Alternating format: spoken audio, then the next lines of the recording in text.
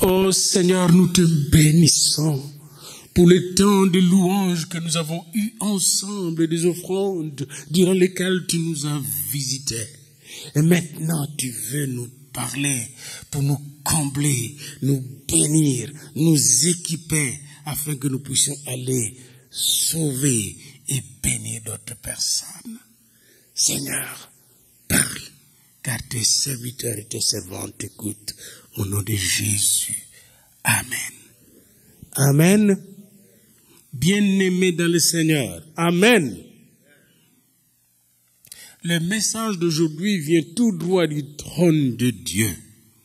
Et il est tiré du livre de l'Exode, le livre de la délivrance, le livre de la sortie, le livre de la victoire sur le prince des ténèbres. Le livre d'Exode. Quand je lis ce livre d'Exode, je le divise en 3 parties. Après l'introduction qui est au chapitre 1 et 2, il y a la première partie qui va du chapitre 3 jusqu'au chapitre 15, 21. Je l'appelle la partie de la délivrance. Délivrance politique, spirituelle, sociale, économique. Cette partie-là. Du chapitre 3, le buisson ardent, jusqu'à la traversée de la mer Rouge. Et autant de louanges animées par Marie, la mère, la sœur de Moïse et d'Aaron. Et à partir du chapitre 15, 22, jusqu'au chapitre 24, c'est la marche vers Sinaï. La marche pour rencontrer le Seigneur. Et j'appelle cette partie-là la délivrance de soi-même, la différence intérieure. Et Dieu va maintenant amener tout Israël vers le feu. Le même feu qui est apparu à Moïse doit maintenant brûler, consumer tout ce qui est mauvais dans le cœur des enfants d'Israël pour les transformer en vase d'or qui va accomplir l'œuvre de Dieu, en armée du Seigneur. Et à partir du chapitre 25, fin 24, 25, jusqu'à la fin d'Exode, chapitre 40, j'appelle cette partie-là le tabernacle.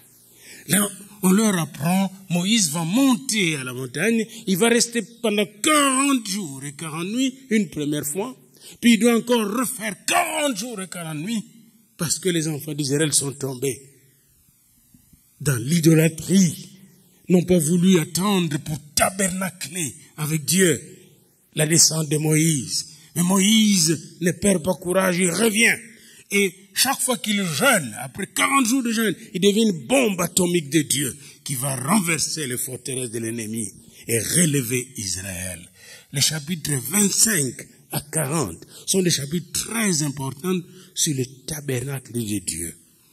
Et là, nous aurons un temps pour apprendre cela. Mais aujourd'hui, nous allons plus nous limiter à la première partie qui va du chapitre 3 jusqu'au chapitre 15, 21, la délivrance. Amen. Alors, un verset nous permet de ramasser la révélation que le Seigneur nous donne dans cette partie-là. Ce verset se trouve au chapitre 18, verset 10. La visite de Yéthro ou Jéthro, le beau-père de Moïse. Quand le beau-père de Moïse apprend que son beau-fils est maintenant un grand leader, il est parti de l'Égypte et il réalise que les 2 enfants, Éléazar, Gershom, sont restés avec lui et leur mère, Séphora, parce que Moïse était presque en instance de divorce avec sa femme, trop occupé à servir le Seigneur et le peuple. Il a oublié sa femme et oublié ses 2 enfants. C'est très dangereux. Attention, il ne faut pas oublier la femme et les enfants. Les gars, est-ce que vous me suivez, les gars? Est-ce que vous êtes là? Attention, Moïse était tellement pris par le travail de Dieu qu'il a oublié sa femme et ses enfants. Son beau-père, qui était un prêtre madianite, est allé suivre Moïse. Et quand il est arrivé là, au chapitre 18, on nous dit comment le beau-père écoute le témoignage de Moïse, comment l'Éternel a délivré les enfants d'Israël en Égypte. Et là, Jéthro dit, et cette bénédiction que j'ai notée du chapitre 18, verset 10, béni soit l'Éternel qui vous a délivré de la main des Égyptiens et de la main de Pharaon, et qui a délivré le peuple de la main des Égyptiens. Nous allons voir comment il a fait. Béni soit l'Éternel, a dit Jéthro. Et Jéthro, n'oubliez pas, c'est un grand prêtre dans disons païen, d'une religion non juive. Mais il réalise que l'Éternel est un Dieu tout à fait spécial, c'est le vrai Dieu. Et il le bénit. Et même dans la suite, il va donner un sacrifice à l'Éternel. Eh bien, Jéthro, comme dans le livre d'Exode, nous enseigne sur la puissance de Dieu, le Dieu d'Israël, le Dieu d'Abraham, d'Isaac et de Jacob.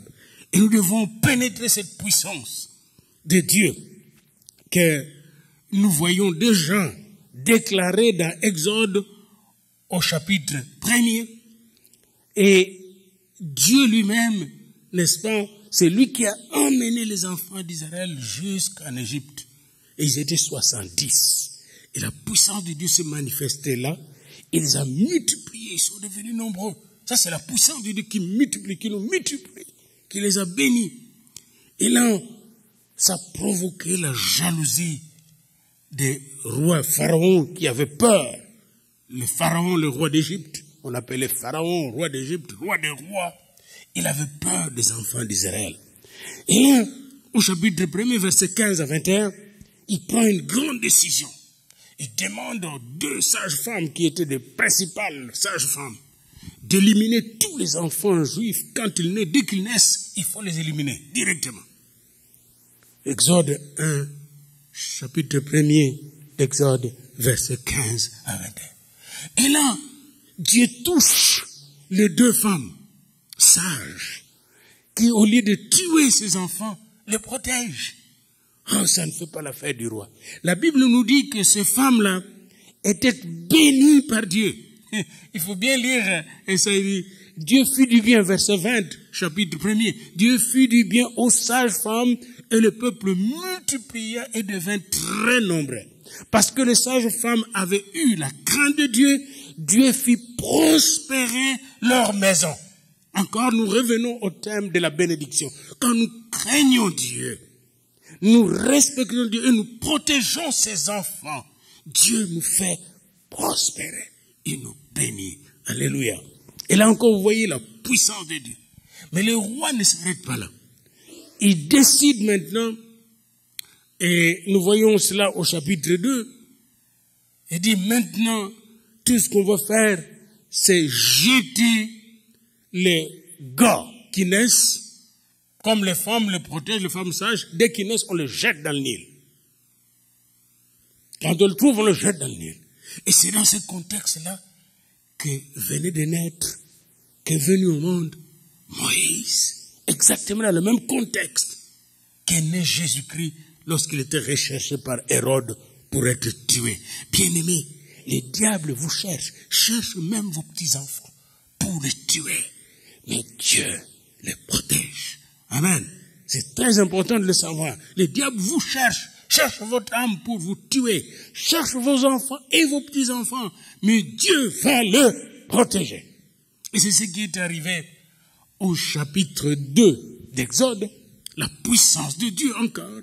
Ici, Dieu est vraiment notre délivrance. Dieu va utiliser la fille de Pharaon, la fille du tyran, la fille du méchant, la fille de l'incarnation du diable, va être utilisée pour protéger Moïse, qui va devenir le sauveur des enfants d'Israël. Alléluia. Voyez-vous comment Dieu utilise le méchant pour faire le bien, pour accomplir ses desseins. Ne craignez pas le méchant, c'est lui qui est méchant contre toi, là où tu es, parce que bientôt Dieu va l'utiliser pour votre bien. Alléluia. Et après cette scène, Moïse a grandi à 40 ans. Moïse se décide de prendre position pour sauver son peuple. Et beaucoup de gens qui appliquent ces livres d'Exode en politique, parce que beaucoup de gens l'utilisent en politique, on l'a beaucoup utilisé en Amérique latine, en Afrique, en Asie, l'Exode pour nous sauver contre les tyrans, les dictateurs, changer le régime, etc., lutter contre les capitaux. Ils ont utilisé ça. Ils s'arrêtent souvent à cette partie de l'effort des hommes qui utilisent la parole de Dieu pour chercher à se sauver. Et Moïse était un peu comme ça au départ à 40 ans. Il dit, je suis descendant d'Abraham, d'Isaac et de Jacob, je suis Israël, je vais maintenant sauver mon peuple. Il a essayé d'utiliser ses forces pour sauver son peuple. Il voit un de ses frères en train d'être brimé par un Égyptien, maître égyptien. Il prend le maître égyptien, il le tue et il l'enterre dans le sable.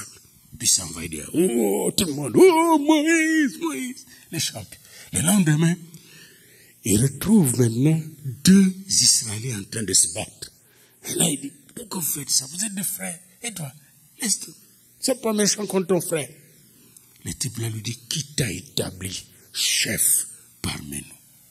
Bien-aimé, faites attention. Avant que Dieu ne t'établisse, ne bouge pas. Ne bouge pas. Et alors là, Moïse va réaliser qu'il est maintenant détecté par Pharaon qu'il est un Hébreu et qu'il a tué un de ses maîtres. Alors, Moïse prend fuite. Il se retire chez le Madian. Et quand il se retire chez le Madian, quelque chose arrive. Là. Il se retire à Madian et il arrive dans un puits, il s'assoit. Et là, il voit 7 filles d'un Madianite, prêtres Madianites, qui arrivent avec leurs brebis, leurs troupeaux, pour les abreuver. Et quand ils voulaient les abreuver, d'autres bergers violents, vous voyez, la violence contre les femmes n'a pas commencé hier, sont arrivés, commençaient à leur violenter, à leur faire du mal, voulaient leur arracher même leurs troupeaux. Et Moïse, le défenseur de faibles, s'éleva et repoussa ces gens-là. Puis il aida les filles à abreuver tout le troupeau. Puis les filles sont rentrées chez elles vraiment à temps. Leur père a dit, mais comment vous êtes rentrés aujourd'hui à temps comme ça? Et ces filles ont répondu, verset 19, Exode 2, un Égyptien nous a délivrés de la main de berger. Encore le mot délivrance, c'est le même mot qu'on va utiliser pour la délivrance contre les forces d'un Pharaon. Un Égyptien. Pour eux, c'était un Égyptien parce qu'il paraissait comme un Égyptien. Il était habillé comme un Égyptien. Bien aimé, bien que nous soyons comme les gens du monde, nous ne sommes pas du monde. Alléluia. Un Égyptien nous a délivrés de la main des bergers. Et même, il nous a puisé de l'eau et a fait boire le troupeau. Hey! Non seulement qu'il nous a délivrés, il a puisé de l'eau et a fait boire le troupeau. Il y a toujours plus, bien aimé.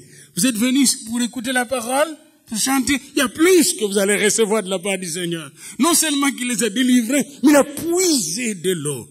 Venez à moi, vous tous qui êtes fatigués, chargés, et moi je vais vous donner de repos. Celui qui vient à moi de fleuves d'eau vive couleront de son sein. Moïse n'a pas seulement délivré ces gens-là des ennemis, mais il a puisé de l'eau pour elle, pour ces 7 filles. Et il a fait boire. Savez-vous que Jésus, le bon berger, nous fait boire même maintenant? Amen.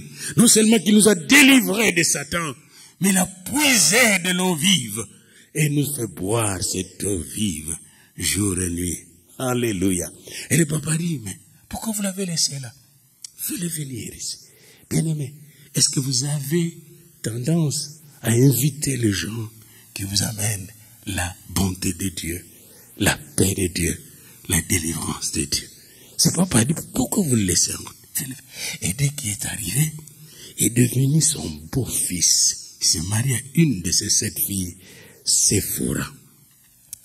Et c'est en étant là que Dieu est descendu du ciel.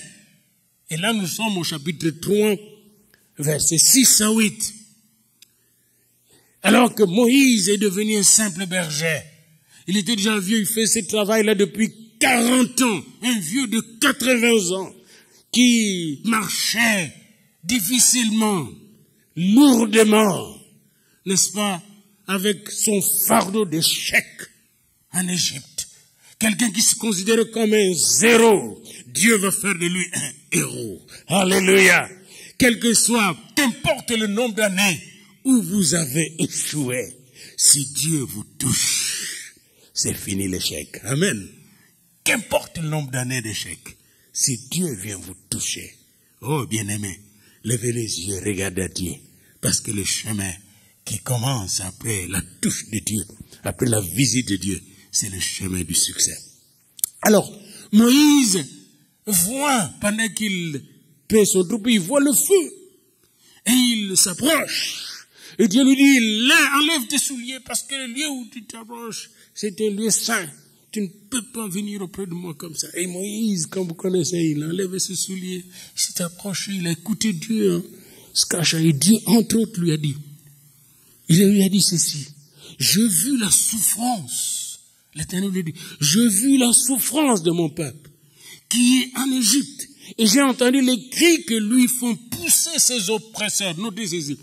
On est délivré des oppresseurs. Il y a les gens de l'Égypte les oppressaient. Il les oppressait physiquement, il les étouffait économiquement, ils n'avaient pas de salaire, et culturellement et spirituellement, on les obligeait à adorer de faux dieux d'Égypte et adorer Pharaon comme Dieu. Ils étaient donc aliénés à tout point de vue, aliénés physiquement. Ils ne pouvaient pas contrôler, posséder leur propre corps. Vous ne savez pas ça, mais nous avons eu des dictateurs en Afrique, là. On vous dit même comment vous habiller. Pas porter la cravate, pas la veste. Voilà comment vous devez vous habiller, comme Mao, c'est tout. Et pendant plusieurs années, un seul petit bonhomme dirigeait tout le monde comme ça. Et tout le monde était comme des robots, depuis le plus vieux jusqu'au petit. Nous savons, c'est quand il y a quelqu'un qui est possédé par l'ennemi, il a un esprit de contrôle puissant qui écrase tout le monde. Et un homme ne peut pas se débarrasser de ce pouvoir-là. Moïse ne pouvait pas se débarrasser de lui. Mais Dieu est descendu du ciel. Savez-vous, quand Jésus-Christ, Dieu est lui-même descendu du ciel et qu'il était à la croix réconciliant le monde avec lui-même. Et si Moïse entend Dieu qui lui dit, je suis descendu du ciel pour délivrer de la main, vous délivrer de la main des Égyptiens. Et pour le faire monter ce pays dans un bon et vaste pays. Ce qui est essentiel ici, vous devez retenir, c'est que quand vous criez à Dieu, lorsque vous êtes oppressé, aliéné, écrasé, Dieu descend. Amen. Et quand il descend pour vous délivrer. Alléluia. Il descend pour vous libérer de toute forme de captivité. Mais demain, Moïse ne pouvait pas, malgré ses forces, et il était fort, et son intelligence, parce qu'il était un savant, bien formé, parlant même plusieurs langues. En ce moment-là, il parlait même madian. Moïse ne pouvait pas sauver ses frères israéliens. Autrement dit, nous ne pouvons pas sauver les gens qui sont oppressés, aliénés par l'ennemi, avec nos propres forces. Nous ne pouvons pas. Seul Dieu peut sauver de l'oppression. Alors, Moïse se confia à l'Éternel. Et là, après avoir écouté l'Éternel, vous connaissez tous ces dialogues de Moïse avec Dieu. Après avoir dit à Dieu qu'il n'était pas capable de parler, qu'il n'était pas capable d'aller sauver son peuple lui-même, même si Dieu l'envoyait, que lui n'était pas compétent, parce qu'il a appris à être zéro. Il a appris à être humilié depuis le palais de Pharaon. Il a appris ce Pharaon qui n'était même pas un vrai Égyptien. Il a appris, n'est-ce pas, même là où il était chez le berger, il a appris à être un simple serviteur. Comment je peux être maintenant un leader de millions de gens? Non, je ne peux pas parler. Je bégaye, je suis limité, je ne suis pas compétent. Mais Dieu lui dit, je serai avec toi. Amen. Je serai avec toi. Et c'est moi qui vais te diriger. Et quand vous regardez bien des Exode 2 jusqu'à 12, vous allez constater que c'est Dieu qui va agir. La verge de Moïse, cette canne qui était utilisée pour marcher pour le vieillard, devient, n'est-ce pas, la verge de miracle. On appelle ça la verge de Dieu. Je ne sais pas qu'est-ce que vous utilisez pour marcher dans votre vie. Je ne sais pas qu'est-ce que vous utilisez, bien-aimé, pour vous soutenir dans votre vie. Mais remettez-les entre les mains du Seigneur. Et le Seigneur va faire de cela un instrument de miracle dans votre vie. Alléluia. La verge, la canne du vieillard était devenue la canne de miracle. Et en plus de même sa main, on lui a dit, mets ta main dans la poche, sors ta main. Et la main était devenue une main miraculeuse. Ta main, bien-aimé, montre-moi ta main, s'il te plaît. Et toi qui nous écoutes à la télé, montre-moi ta main droite. Regarde ta main. Dieu veut toucher ta main aujourd'hui et faire de cette main une main de miracle. Tout ce à quoi tu toucheras désormais sera béni par l'Éternel. La main que touche Dieu est bénie. La main que touche Dieu multiplie les choses. La main que touche Dieu libère les oppressés. Alléluia. Oh, quelle révélation, Seigneur. La main de Moïse est devenue une main de miracle. Et en plus de cela, Dieu a commencé à casser le Dieu d'Égypte. Si vous voulez comprendre toutes les 10 plaies, venez avec moi dans Exode 12, 12. C'est là que se trouve l'explication cachée, bien-aimés, des choses cachées que Dieu a gardées dans la parole de Dieu. Exode 12, 12. Il est dit là, cette nuit-là, je passerai dans le pays d'Égypte et je frapperai tous les premiers-nés du pays d'Égypte, depuis les hommes jusqu'aux animaux, et j'exercerai des jugements contre tous les dieux de l'Égypte. Notez ça. Je suis l'Éternel.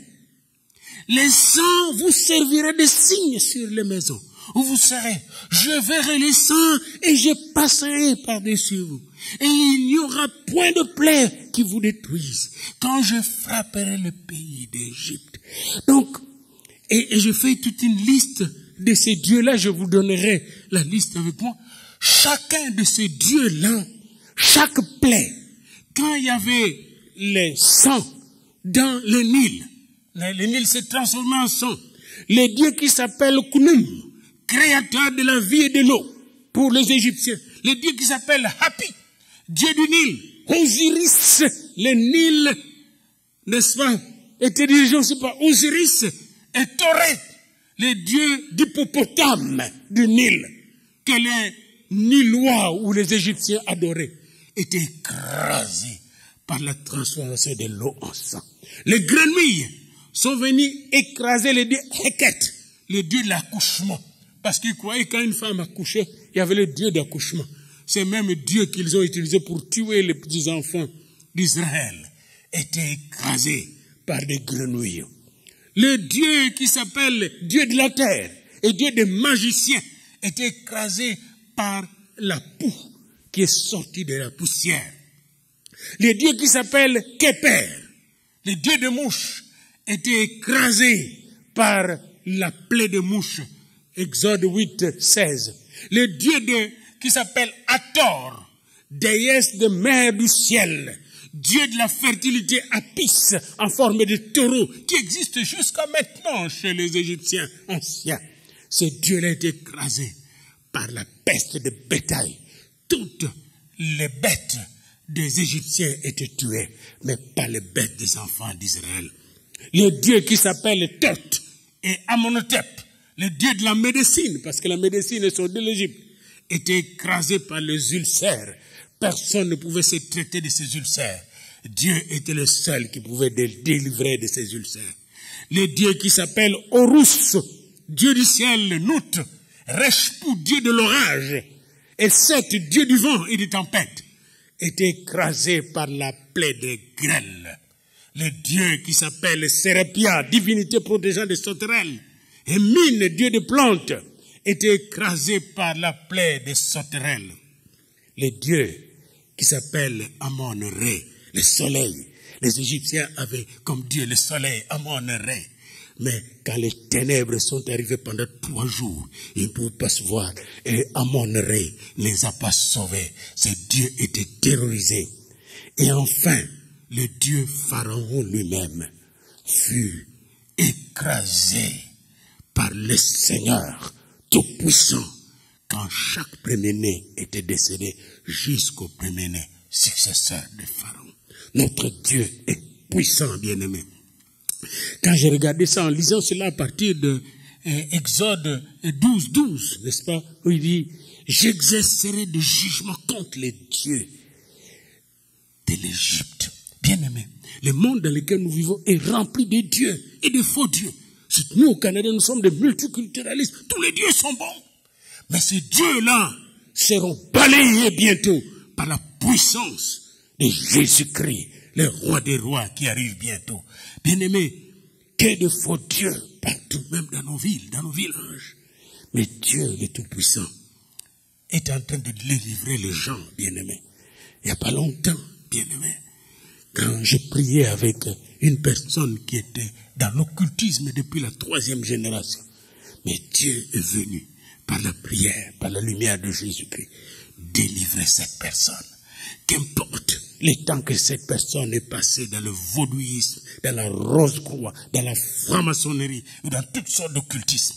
Mais quand Dieu descend du ciel, oh bien-aimé, et que vous acceptez d'être comme un petit Moïse, une petite Moïse, pour ces personnes-là, Dieu va écraser tous les faux dieux et délivrer cette personne. Bien-aimé dans le Seigneur, il y a un temps d'esclavage, mais un temps de délivrance. Amen. Il y a un temps d'esclavage, un temps de délivrance. Et de plus en plus, laissez-moi vous dire, le monde va vers la délivrance, parce que Jésus-Christ revient bientôt. Alléluia. Les temps d'esclavage se terminent de plus en plus. Maintenant même avec le développement de l'information, l'Internet, etc., les gens qui cachaient les choses, dans n'importe quel pays, parfois, ils tuaient les gens, ils cachaient. Maintenant, on ne peut plus cacher. Les choses sortent dans l'Internet. Les choses sont dévoilées. Dieu est en train de dévoiler tout ce qui était caché. Maintenant, même les sorciers ne se cachent plus. Ils sont sortis. Ils sont partout. Ils commencent à confesser, à dire ce qu'ils font en cachette. Parce que les ténèbres ne peuvent pas résister à la lumière. Alléluia. Béni soit l'Éternel qui vous a délivré. Alors quand Jéthro est arrivé dans Genèse 18, quand il est arrivé au désert chez Moïse, Moïse lui a révélé comment tous ces dieux étaient renversés. Il lui connaît tous ces dieux. N'oubliez pas, c'est un prêtre. Moïse, Jéthro était un grand prêtre madianite. Il connaissait donc ces dieux. Et peut-être qu'il en avait même lui-même chez lui. Alors il réalise quelque chose de puissant. Ces sacrificateurs-là. Écoutez, quand vous allez venez avec moi dans Exode 18. Moïse, verset 8. 18:8. Moïse racontait à son beau-père tout ce que l'Éternel avait fait. Soulignez ici, il n'a pas dit tout ce que Moïse a fait, mais tout ce que l'Éternel a fait. Amen. Comme aujourd'hui, bien-aimé, je ne veux pas vous parler de ce que moi je peux faire. Moi je ne peux rien faire. Mais c'est que l'Éternel, le Dieu d'Abraham, le Dieu d'Isaac, le Dieu de Jacob peut faire. Ce que Jésus peut faire. Ce que le Saint-Esprit peut faire. C'est au-delà de ce que je suis en train de dire ici. Alléluia. Moïse, il racontait à son beau-père tout ce que l'Éternel avait fait à Pharaon et à l'Égypte à cause d'Israël. Toutes les souffrances qui leur étaient survenues en chemin et comment l'Éternel les avait délivrés. Bien-aimé, je ne connais pas tes souffrances en chemin, mais je connais le mien, mes souffrances en chemin. Mais tout ce que je sais, c'est que dans toutes mes souffrances, Dieu est venu et vient me délivrer. Alléluia. Alors Jéthro se réjouit de tous les biens que l'Éternel avait fait à Israël et de ce qu'il avait délivré de la main des Égyptiens. Verset 9, verset 10. Et Jéthro dit, béni soit l'Éternel qui vous a délivré de la main des Égyptiens, de la main de Pharaon. La main des Égyptiens ici, ce sont le démon des Égyptiens qui maintenait Israël dans l'aliénation, dans l'esclavage. La main de Pharaon. Pharaon avait pour main le magicien. Son pouvoir était fondé sur la magie. Savez-vous que beaucoup de présidents de ce monde, ils sont rosicruciens, ils sont francs-maçons, ils sont dans l'hindouisme, ils sont dans plusieurs cercles occultes pour garder le pouvoir. Mais Dieu est au-dessus de tout ce pouvoir occulte. Jéthro a vu la bénédiction, la puissance de Dieu. Béni soit l'Éternel, béni soit Yahvé, qui vous a délivré de la main des Égyptiens et de la main de Pharaon, qui a délivré le peuple de la main des Égyptiens. C'est-à-dire, quand vous entendez de la main de puissances occultes, de la main de ces dieux occultes, de ces dieux méchants, je reconnais maintenant que l'Éternel est plus grand que tous les dieux. Comment il reconnaît? Parce qu'il savait tous les dieux qui étaient puissamment ancrés dans le cœur de l'Égyptien, dans le pouvoir égyptien, et qui faisaient de l'Égypte une forteresse politique, sociale, économique, solide. Et là, l'Égypte est tombée dans l'eau même, dans la mer Rouge.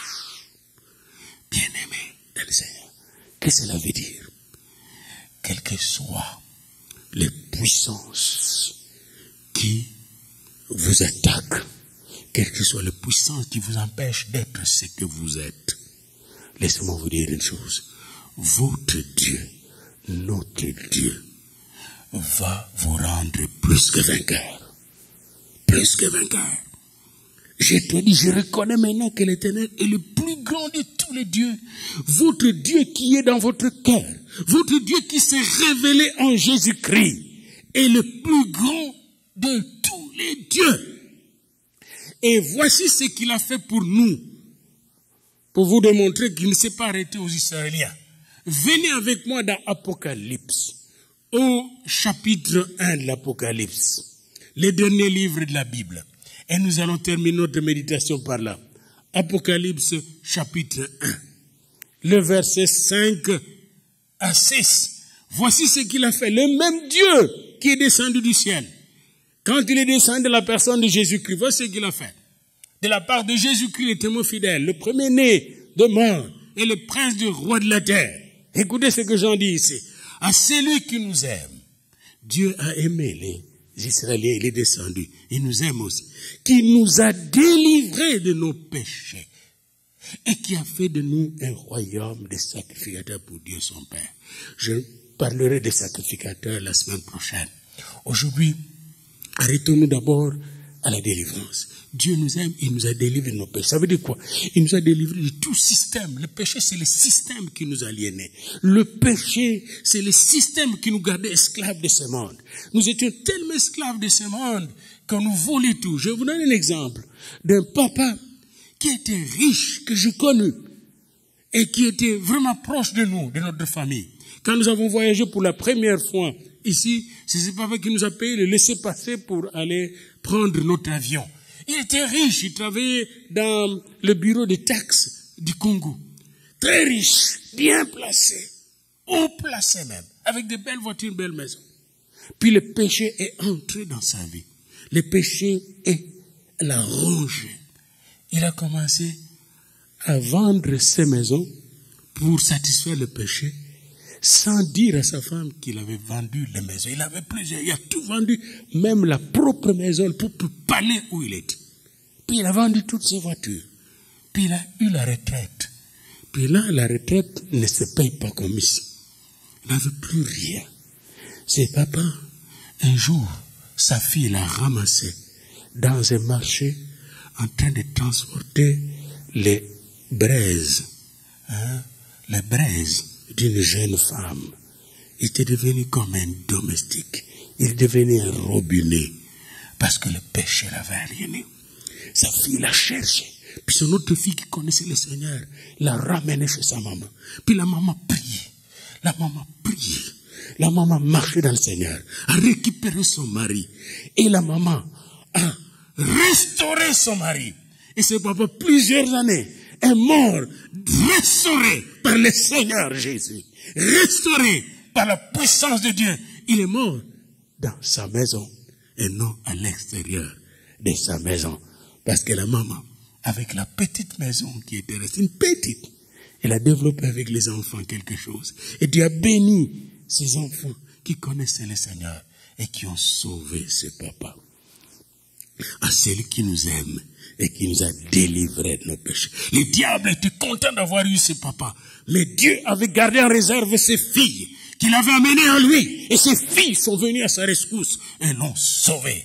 Bien-aimés, les malheurs atteignent souvent les justes, mais l'Éternel l'en délivre toujours. Qu'est-ce que je veux vous dire aujourd'hui? Je veux vous dire une seule chose. Dieu est notre délivrance. N'essayez pas de chercher à délivrer par vous-même quelqu'un ou à vous délivrer vous-même. Allez auprès de Dieu. Recourez à Dieu. Car Dieu va vous donner la force comme il a donné à Moïse. Vieillard qu'il était, son bâton était devenu un bâton de délivrance. Sa main était devenue une main de délivrance. Sa parole était devenue une parole de délivrance. Bien-aimés dans le Seigneur, j'aimerais vous dire que vos mains vont devenir des mains de délivrance. Vos paroles vont devenir des paroles de délivrance. Vos prières vont devenir des prières de délivrance. Parce que Dieu est descendu. Il est descendu du ciel de la personne de Jésus-Christ à celui qui nous aime et qui nous a délivrés de nos péchés et qui a fait de nous un royaume de sacrificateurs, un royaume de gens qui délivrent, un royaume de gens dont les mains sauvent, un royaume de gens dont les mains bénissent, un royaume de gens qui répandent la lumière. À lui soit la gloire et la puissance au siècle des siècles. Amen.